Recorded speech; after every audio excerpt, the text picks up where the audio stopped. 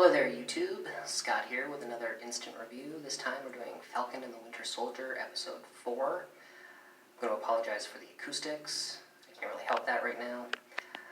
I'm going to try to do a synopsis and a review, so just bear with me.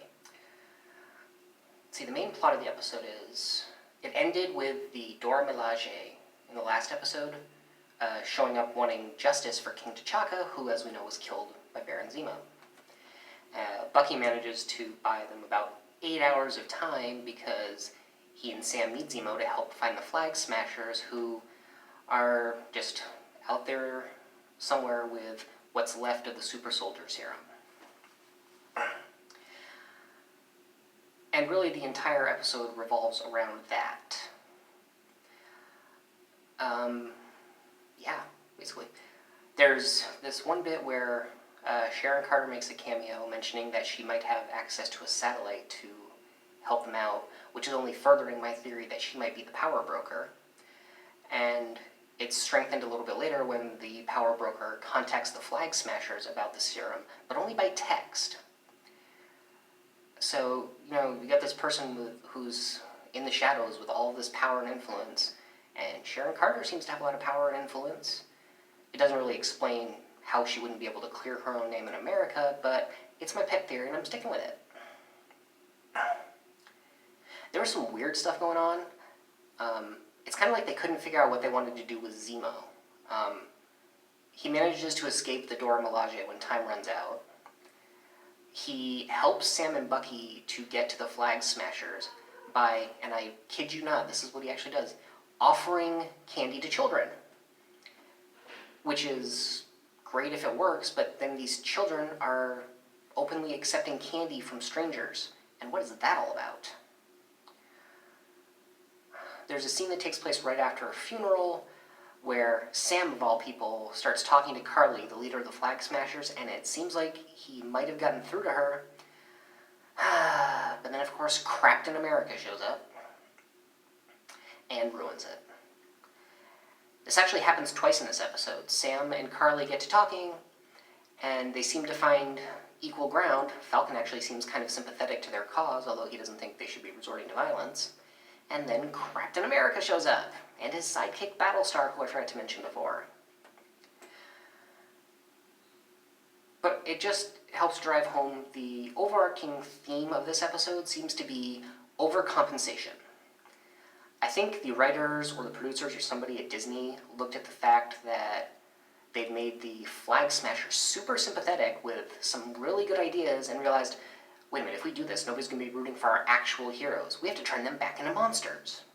Which is why in the last episode they straight up bombed a building, and this time around the Flag Smashers issued a list of threats, or demands, however you want to look at it. Carly, in order to get that second meeting with Sam, straight up threatens his sister, whom she managed to get a hold of somehow. And in the course of the second meeting, almost entirely by accident, she kills Battlestar. So it kind of seems like they had the pendulum swing in one way and then realized what was going on, swung it all the way back the other way, and tied it up so it wouldn't be able to move again. But if you really want to talk about overcompensation, that would be Captain America, and yes, I'm going to keep doing that.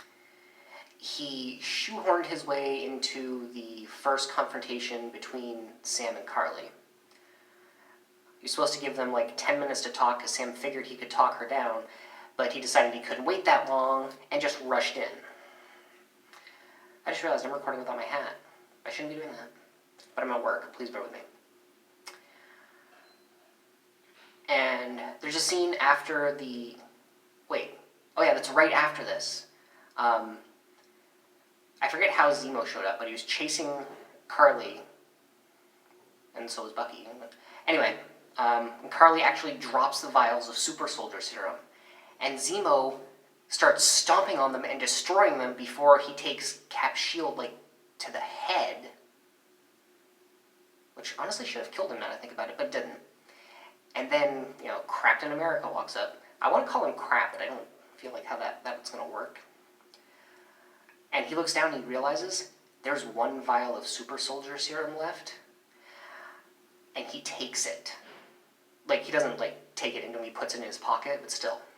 Now, I happened to pause the show to take notes at this point, and I couldn't help but noticing the point where Crap realizes that there's a vial left is almost exactly at the midpoint of the episode. And I thought that was obviously not intentional, but kind of a metaphor because he's standing at sort of a midpoint of his life. You know, he's trying to be this perfect soldier and this perfect Captain America, failing. And, you know, this serum could help to make things better. And I thought that was actually really well played by Wyatt Russell. But, like I said, overcompensation. So they have to make sure that nobody's rooting for this guy to keep the shield, because we all know it's going to eventually go to Sam.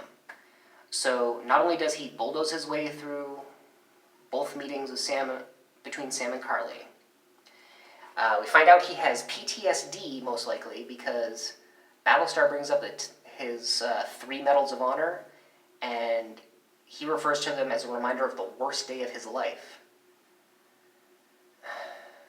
And then, after Carly kills Battlestar, and they are really just trying to hammer home the point here that we do not like this guy, Captain America chases down one of her sidekicks, because apparently he looked at it and thought, oh, it's Kill the Sidekick Day?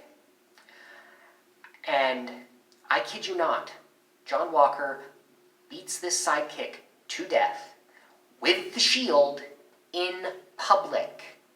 The very last shot of the episode is like from a ground view, angled up at him, just standing there with the bottom edge of the shield covered in blood. So, in case you were like worried about where the lines were before, now you know. The Flag Smashers are bad, the Captain America is bad, and we should all be rooting for Sam and Bucky, and we'd be rooting for Zemo too if he hadn't gotten knocked out. I mean, if it's so obvious that I can pick up on it, then obviously they're trying a little bit too hard.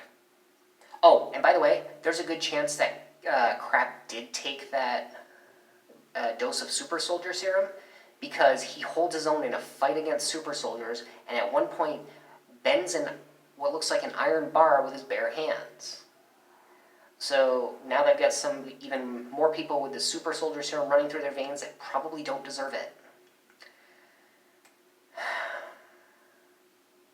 Now, might they try and redeem him? I don't know. I don't know how they would. Unless it's like giving Sam a dose of his blood so he can have the serum and he can be the new Cap. I'd like to think that they won't do that because I really don't want the show to be that predictable. But with only 2 episodes left, who knows what's going to happen. And when I find out, I'll let you know next time.